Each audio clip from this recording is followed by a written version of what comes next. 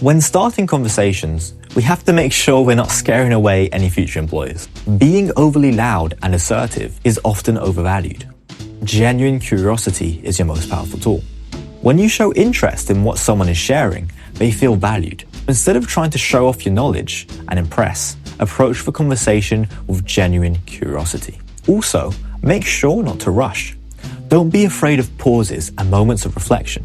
They're our friend. They signal that you're truly processing what was said rather than rushing to respond, showing that you value substance over speed.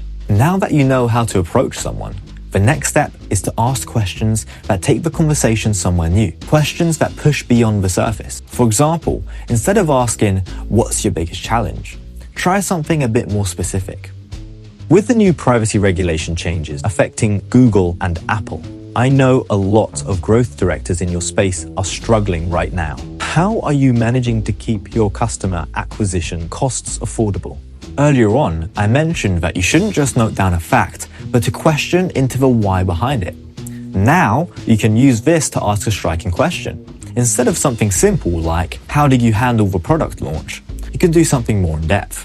What was the tipping point that convinced you to go ahead with the launch despite the market uncertainty? A question like that will pull them into a conversation about decision-making under pressure, revealing not just their actions, but also their rationale. Finally, don't hesitate to challenge assumptions. This isn't about being confrontational, but about encouraging deeper reflection.